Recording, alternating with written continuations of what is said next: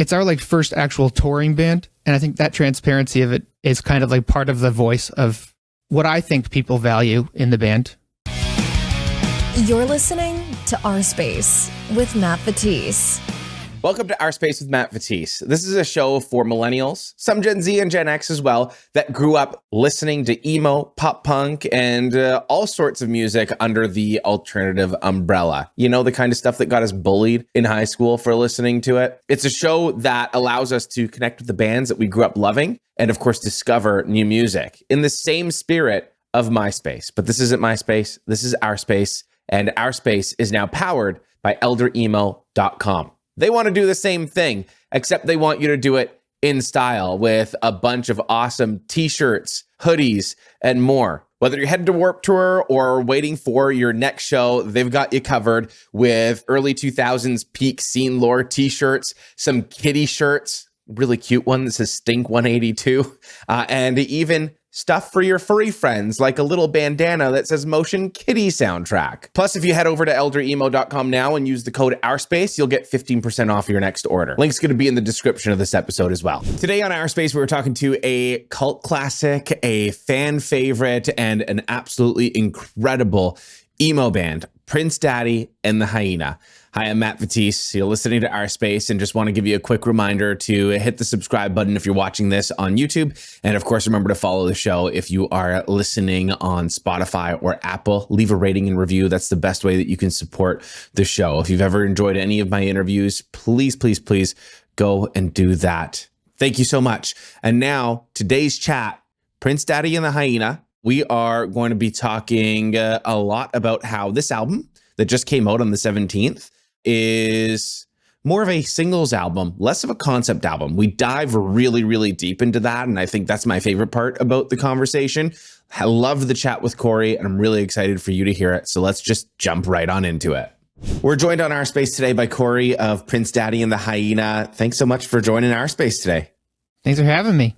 I want to talk about the new record, Hotwire Trip Switch, out April 17th. It is most definitely the catchiest Prince Daddy record. Hell yeah. And, you know, was just listening to it a whole bunch of times before the chat, and might even be one of my favorites from Prince Daddy. Thank you. But with that being said, and I even noticed this as you were promoting the album leading into it releasing, you've said that you've built it as an intentional singles album. And I kind of want to talk a little bit about that, because when you say that, do you mean that every song itself can be a single, or there's just zero concept to the record? It's just every song is its own standalone piece. A little bit of both of what you just said, I think. Especially every song could be a single. Challenging myself in a way to not, I feel like I'm used to writing records in like a way that's like everything's kind of, the importance and the weight of a song or of a part is kind of very much dependent on the part before or after it, and the song before and after it. And I feel like I kind of like wanted to try and step out of my comfort zone and kind of write songs that I felt stood their ground, regardless of, is it an intro? Is it an outro? Is it like a, you know, like what does this mean for the context of XYZ, blah, blah, blah. Kind of just writing songs that I felt as confident as I do about past records. I felt as confident about each song, which is weirdly enough somewhat new for me. As an appreciator of music, I'm fascinated by like concept records and stuff like that, like records. Mm-hmm. But I think trying to do that was kind of like the concept of this record. Yeah, like that was the theme of the record, was I'm going to tell a story with each and every single song, but they're going to be their own story. Right. And it's not anti-concept record, because at the end of the day, it's thematic in the sense that it's all honest. So it's all how I felt during the period of time that I wrote it, which is similar to any other record, but not having like any kind of narrative or characters or any point B that I was trying to reach outside of the end of a song. I feel like I allowed myself to be a little bit more like unfiltered and just unedited. That's a good way to put it, I guess. Like to think about it that way, because me personally, I'm the type of person where I'm a big album listener. I'm not as much of a playlist guy as as I am an album guy. I mean, it's why I have a massive vinyl collection as well, is I like to put on a vinyl and listen to the story that the album tells, whether it's a concept album or just a collection of songs that the artist intended for you to listen to in that specific order. And, you know, from your past records, you've definitely done that, where everything is kind of flowed into one another and the whole record kind of told a story. Whereas this one doesn't do that necessarily as much, or maybe intentionally, but I'm curious if there was still some of that intentionality behind the track listing of each song, even though each song stands on its own. Was there intentionality of trying to tell a story throughout the record with each individual story? You're asking, like, after the songs have been written, piecing it all like together. When you put them all together and you said, okay, I've got these 12 songs and I want to order out the album. Was there like a bigger story that you were trying to tell? Deliberately, like, no. Like, this, whatever story is there is kind of the story of how I've been feeling since I started writing this record, I guess, to be honest with you. How it was ordered and stuff was deliberate, because it wasn't written in the order it's tracked out. You know, it's not just, like, for example, the last song on the record was initially the second to last song. Okay. And in like a working track listing I had, that, like, I would, like, send to the band and be like, how does this feel? Blah, blah, blah. Because the second to last song now, called Something's Gotta Give, it ends with a line that is like, it says, the kids probably won't even make it till the end. And in my head, that was a cool ending song. That's a cool ending. That's a funny ending line to me. That's a cool ending line. But then even after, you know, listening to it and being an album listener myself, as like an appreciator of music, it's funnier to me if that's the second to last song, and the last song it's a fast Prince Daddy, like a Prince Daddy song about not nailing the dismount and about like making the same mistakes over and over and over again, blah, blah, blah, blah.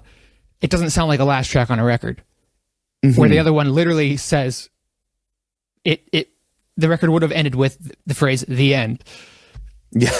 But to me, so that kind of thought went into, like, there was certain thought like that, but that's all post writing the words, post writing whatever, like, story is part that the songs are telling, you know. The only mission statement of the record was, I want to write good songs that I feel positive about, and that I think be as honest with myself as possible when I write these songs, instead of accidentally filtering my honesty through the lens of, like, the scope of, like, does it, that doesn't really fit in the context of blah, blah, blah. That doesn't, I can't write a song. I know I feel this way right now, but, like, there's no space for that feeling on this record. Well, little things like that, just being able to just be as, like, candid as possible, and, like, the right now aspect of it, which was outside of this record, was kind of more or less dismissed. That concept was kind of, like, not a thing on the other Prince Daddy records. Was doing that for this record, did it feel freeing, or was it weird? Very weird. I'm not used to it. Like, it's a very, for whatever reason, yeah. When the first Prince Daddy record is the first record I ever wrote. This is my first band. So for whatever reason, 10 years ago when I started writing music, that's how I started writing. I started writing, like, in the context of a bigger body of work. Like, you know what I'm saying? Like, which I guess I still am, because it's still in the context of Prince Daddy's discography. But, like, I guess maybe that's it. It's like I have a discography behind me now that I'm still building towards the context of, this is still a smaller piece of a bigger picture. But I guess when I started writing, there was no bigger picture outside of the record. Yeah, this is all very new to me, as far as trying to sum up what I'm trying to say within, 3 minutes or something. I'm a long-winded man, as you can probably hear already from me going on right now. But yeah, just being careful, making my words very, very, words and, like, music choices, like parts as well, very deliberate, and very making sure that there's no filler. Like, I have to get it. I have this much time to get across what I have to say. It's very hard being brief, and it's so hard to do that within your song, especially when you're used to telling a major story. Like there was a book that I read literally called The Brief a while back, and it was all about the power of being brief and not wasting people's time within like the emails that you send, but like the stories that you tell and cutting out the fat and the details. And I can't imagine what that would be like record wise when you're so used to putting together, you know, a 30 to 45 minute record that in 45 minutes tells a story, and now you need to do it down into 2 minutes if you're not used to it. First of all, yes. But even on top of that, the 45-minute stories that I'm telling, usually I was telling like a snippet of a story in 45 minutes. I was milking that whatever story it was for 45 minutes. Not actually milking it, but like just like Cosmic Thrill Seekers is about an acid trip. So that realistically takes place during a night or something. Mm-hmm. And I wrote 45 minutes worth of it, but now I have songs that are about a pretty broad thing that I have to sum up in 2.5 minutes, you know? Yeah, it was an exercise. Do you feel like it pushed you to a new limit or a new standard? Yeah, I think so. Not to say not like a new end goal, like a mission statement for Prince Daddy Records in the future, but like as far as like knowing that I can be as happy with it as I am now on the other side with the flipped like approach to it, I feel like it's not going to be an exercise anymore. It's just going to be me writing music, whether it's a concept record or not, whether it's a song or a chapter in a concept record, you know, whatever it is. Ideally, I can hold myself to that standard, like you said, like of like, doesn't matter if it's a concept record, like make it a good song first. Obviously, I'm not saying other songs are bad. I like most of the songs from the other records, but it's just like, be happy with this before you just let it go and be like, oh, well, it'll be it's necessary for the rest of the record. Shrug it off like that, you know. Well, it's an intro to the record, or that kind of thing. It's be a happy bridge with this song. as its own, huh? Right, exactly. Like, it's a bridge song, right? Exactly. Is this something? It sounds like you're really happy with this record, which I think you should be. I mean, to pay you a compliment, I think it is a fantastic record. But I can hear it from you talking about it that you're genuinely excited about this record and that you're really proud of what you've done with it. So I'm kind of curious, the future of Prince Daddy, is it going to be more of these types of records where it's single songs telling a story, or are we going to go back to concept writing? Like, what's the future now that you've kind of tried this out with Prince Daddy? In that regard, I don't think it has that much of an effect on. I think the thesis of Prince Daddy remains the same, which is just whatever feels natural at the time and whatever feels like as music listeners gets us enthusiastic and us excited about. Oh, that would be a fun thing that would be a fun new direction for Prince Daddy. Like just a fun angle on it, whatever it is. I think whatever that is in the moment, and obviously I haven't started. Outside of like leftover snippets or whatever, I haven't really thought about what would an LP5 look like. I haven't given that thought whatsoever. Mm-hmm. So I literally don't know the answer to your question. But I will say, I don't think how I feel about this record will influence what direction we take on that outside of, like you said on the last question, like my standards are higher, I guess. That's pretty much it. That's the only influence it'll have is like my standards are higher as far as like, you're not just writing songs, you're not just writing albums. You're writing both. And I mean, yeah, I mean to ask that in a sense of like, how will this shape the future of Prince Daddy? Not necessarily. And you know what, the fact that you're not thinking about it at all, like, is also a totally valid answer in a sense of like, hey, you know, you just put out this record, enjoy it now. Who knows? Like, the future can totally be unknown.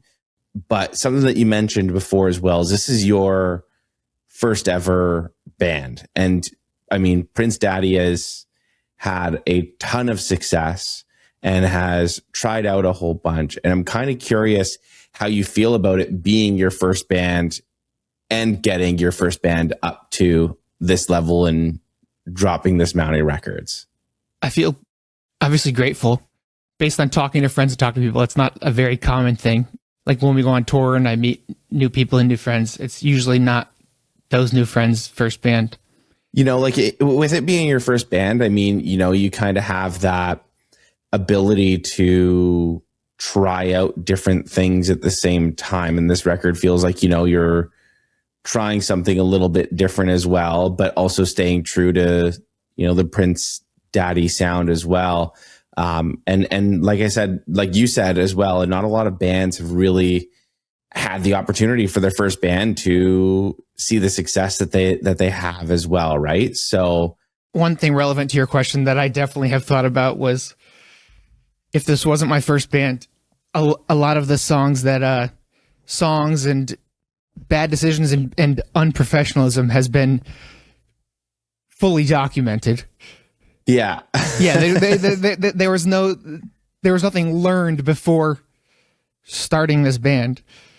So there's no change up or some record where it's like the second band blows up and it's like, oh, they used to be this band and they put out this record and it wasn't really, they're not that proud of it looking back now. Like everything's on full display from start to finish. From start to finish, if you look hard enough. So it's like there was no like, well, there was a big giant learning phase, like a learning curve, but that was all part of this, which kind of sucks, I guess, because it would be cool to be the character that, you know, started on the last record, and like that's the character that Prince Daddy and the Hyena as a band is, you know, that's the entity, because there would be no like our first demo like literally has lines about like chicken nugget, like it says like, I forget the line, but there's like lines about like chicken nuggets, and there's lines about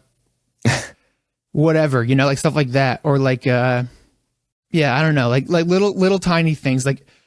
But I guess I also would think that way in 5 years. I'm probably going to think that way about this record or about the record before it, you know. I think I'll always be somewhat critical, and I think that is maybe a good thing. But I think the transparency of this being most of our, at least me and Cameron, which are the two original members left, it's our like first actual touring band, and I think that transparency of it is kind of like part of the voice of what I think people value in the band. Well, one of the cool things about having everything out there on full display as well is that like fans can also see the growth, and they can see the change, and they can see from that first record of everything that's changed compared to up to now as well. And I think that like there's an appreciation to that as well on a fan perspective, and I'm sure from an artist perspective as well, to be like, oh, okay, well, that first album was maybe a whole lot less polished because they were trying to still kind of figure it out. And then you can kind of almost see within the progression of records with a lot of bands of like, oh, okay, this album is where it really clicked, and then that's where everything started really forming, right? Right. So on the flip side of that, I think that that's really cool that at least you have your full catalog out there and you can watch the evolution. Right. Yeah. As a music listener myself, I agree, but you'd be surprised at how many people don't like an evolution. Yeah. I absolutely agree. Like I like seeing that level of I like seeing like a band not like retcon their like their old record, even though it sounds a lot different, or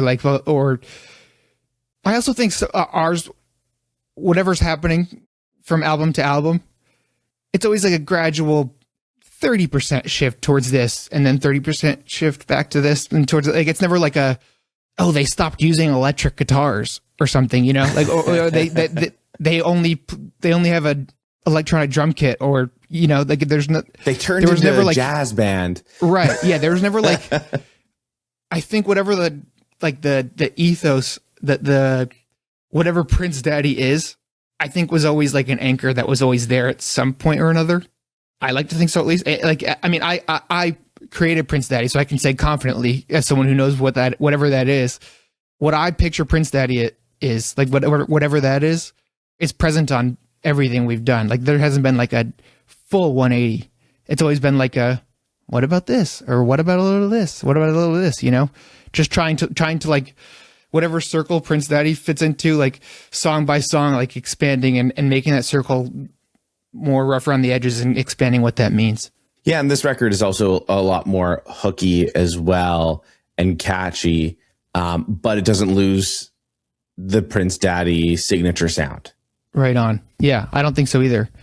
I think for me is the closest we've gotten to like what I think Prince Daddy is, with the level of honesty and transparency and like the candidness of like the right now aspect of it, and like it's kind of brat, like we've always been kind of bratty. That's always been a thing. Whether we like, stepped 30% away from it during some songs or records or not, like that's always been like kind of like an anchor, was kind of like like Green Day is my favorite band, for example, like that, some kind of like snottiness was always like part of my musical voice, or even just my voice as a human. I think like that level of sticking your tongue out, essentially. And I think along the way somewhere there was like a point when I like would stop myself from that, have like emphasizing that voice too much, to try and like, I would never fully silence it, but like for the sake of like being like artistic, that's not the most artistic voice on paper. So I feel like that I would subconsciously like kind of like mute that a little bit. But I think on this one, considering how candid it was, I was able to just let the brattiness and the snottiness just kind of like poke through way more than usual, which to me is like a significant factor of the heart of the band. It's almost like it lets more of your personality out when you let that snottiness into the songs. Yes, exactly. Like I find that bands like Pup do that really, really well, where there's just so much snottiness and like personality into their songs as well. Yeah, absolutely. Yeah, that kind of snottiness is what I mean. Yeah, that kind of thing. Just like, obviously when I say art, I say it loosely, but just like that, whatever that was, maybe subconsciously, like me trying to like make something deeper or something. Obviously, none of these things are deliberate and conscious, but like just whatever that is, maybe I would do a little bit less of that. It's still there, obviously. There, you can find it on all the records, but not like lines aren't punctuated by that. If anything, they're hit. I'm doing my best to like hide them or something subconsciously. But on this one, I feel like I didn't have the time. Being brief was part of the mission statement, so I didn't have the time to try and like, when I make a snotty comment, go back on it and try and soften the blow a little bit, like the snottiness is on full display. You emphasized it this time. Yeah, I think so. And that's one thing that I actually noticed. And there were some songs that very much, so I'm glad that you actually brought up the snottiness and that we're talking about that, because that was one thing that I noticed when listening to the record, where I was like, a lot of these songs are giving me that Pup vibe. And that's what I was thinking the first time I listened to the record. Cool. And I think the reason why I picked up on that and thought of that is because they're the first band that I think of when you say something like the snottiness of it. So I'm like, okay, that's why it reminds me of, or it gives me some sort of Pup vibe, because they're just probably the first band that I think of when it comes to the snottiness. But I really liked it. I really liked listening through looking through all the lyrics and picking up on all of that. And I was like, this is fantastic. I love some good humor into the songwriting as well. That was a big thing. Was letting that shine through again. Like not trying to, I think it was always kind of there, but not even making an attempt at silencing it. Just let however much it wants to come through, letting it come through. Was that a challenge for you to not try to hide it just because you've done that so well for so long, or was it something that actually excited you? It was harder now to let it through again than it was when I let it through the first time, because now letting it through now, not that affected any of my decision making, but there was a thought that was like, there's going to be a good amount of people who've like heard Prince Daddy for the first time off of our last record or something, which was like a concept record about the fear of death and everything. And our record before that was like a concept record about it's like a Wizard of Oz concept record about an acid trip. And they're going to hear this, and it's just like me like bitching at my parents about like not wanting about like wanting to stay home on my birthday or something, and they're going to think, and they're like they're going to think like I'm like losing it or something. Just like to people, like, but like when it's very much like intentional, like that is like, that's what's exciting me right now, is that concept of letting that happen, you know, like that itself is a challenge to me, and me not doing that would be me losing it. Let's go deeper into Crash Taylor then, because the name of the record comes from a lyric in that song. And that one actually has a little bit of a, let's say, a story that, you know, could probably use a little bit of clarification on that into things too. So what's the story behind Crash Taylor? That song was initially called Hotwire Trip Switch, but okay, towards like very late in the game, too late, I thought I was going to get in trouble for even asking like our manager and the artist and stuff to change the name. I was like, wouldn't it be cool if it was like a Strokes thing with on their second record, Room on Fire? The hit on that is Reptilia, and Room on Fire is a lyric from that, and the word reptilia is not used in that song at all. And I was like, oh, that's kind of cool. I want a record without a title track, but also Hotwire Trip Switch is a cool album name. So we should do a Strokes thing and just do that.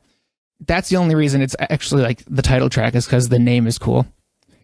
But as far as like the story behind this song, I realized late into writing it that it's kind of just me. Right, we have a song called I Forgot to Take My Meds Today. This song is literally just kind of a little less heavy-handed about the same exact thing. I had this like couple month stretch where like I would cry easily. Like watching TikToks would like of like not sad things would make me cry. Like if I watch like a TikTok of like an Instagram reel of like a song I liked, or like Sabrina Carpenter playing a song and people singing along or something, for some reason I would just find myself, I would just be crying, and I couldn't figure out why.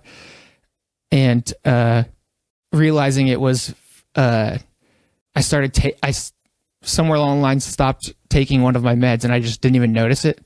I didn't notice that I stopped, that I was one short of one of my meds, and I stopped taking it, and I was like, that's got to be it.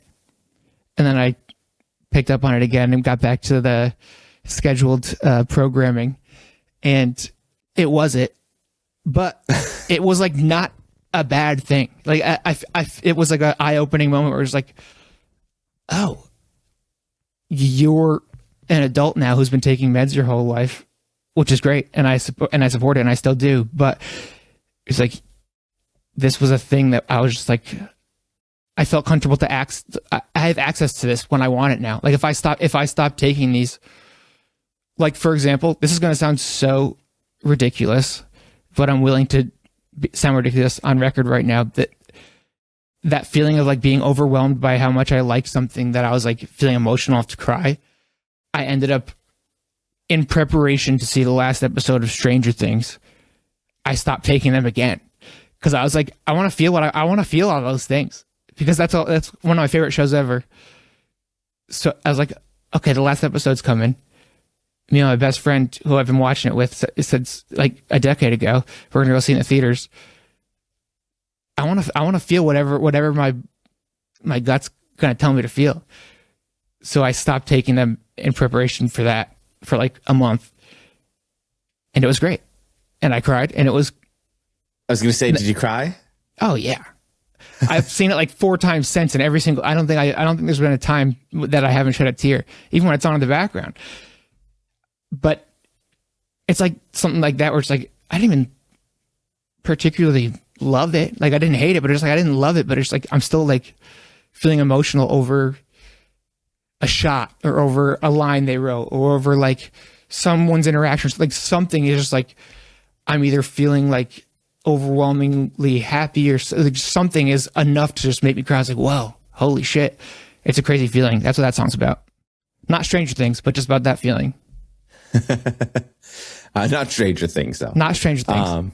Are there any Stranger Things Easter eggs in this record? Probably not. Most of it was probably written before I rekindled my love with it with this past season. I think most of it was probably finished up before I got back into it. Fair. Yeah.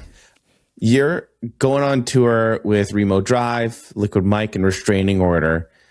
fairly soon. And I'm curious, that's quite a mixed bill. And I've had a couple of conversations on the podcast about mixed bills before, where it's kind of cool to see a mix of different styled, artists and crowds kind of mix and mesh together. Whereas once upon a time that didn't really happen all that much. So I'm kind of curious how you feel about playing to mixed crowds like that. Not much thought has went into it until right now.